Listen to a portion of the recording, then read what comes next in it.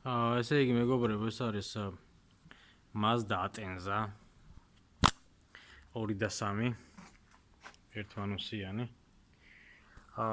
პრაკლატკა იყო დამწვარი ამ კონკრეტულზე და ეს პერგაროტკებზე გადამწვარი.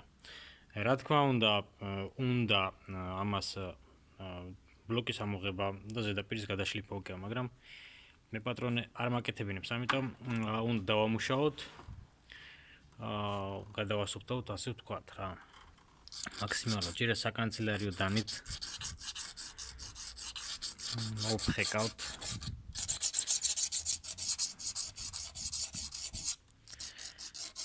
ზოგადად შუა ადგილი იბრიცება ყოველთვის შუა ადგილი იბრიცება გალოკაზეც და ბლოკზეც, თან ალუმინის ბლოკი არის. ციტყვით ახლა გადავასუფთავებ.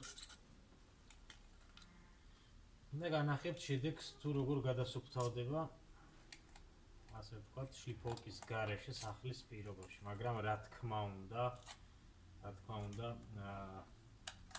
ისევ და ისევ ჭირდება შლიფოვკა ბლოკის ზედაპირს. რასაც მე პატრონე არ აკეთებს. ამიტომ პასუხისმგებლობა მოხსნილი მაქვს. რასაც მეტყვის, იმას გავაკეთებ. მე რა თქმა უნდა ურჩიე, როგორც არის საჭირო, ის ურჩიე, მაგრამ არ აკეთებს მე პატრონე. და აფარებს რკინის პრაკლატკის ნაცვლად პარანტის პრაკლატკას.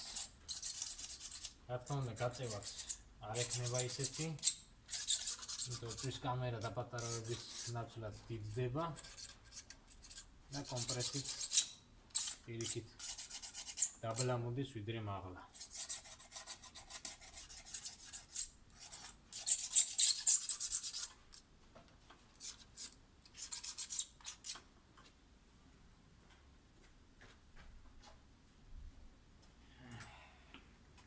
ვიღებ შემდეგ 60-იან ბუბკაშკულკას.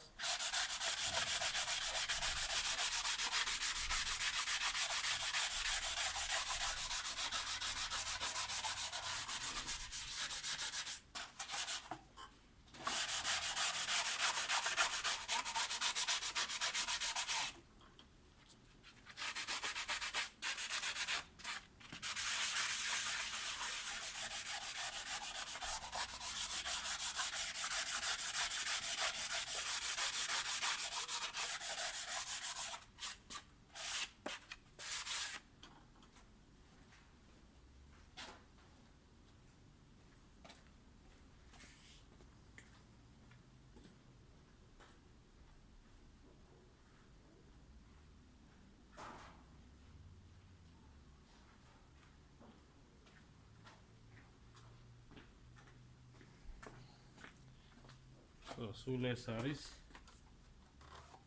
გადავუსმოთ ახლა მაჭერს. რა თქმა უნდა დაფარების დროს რეზბებიდან ამოვიღებთ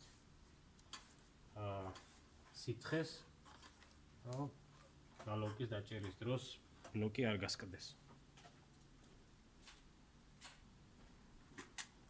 ეს გვაქვს შპრიცი და უკვე რეზბებიდან ამოვიღებთ სითხეს.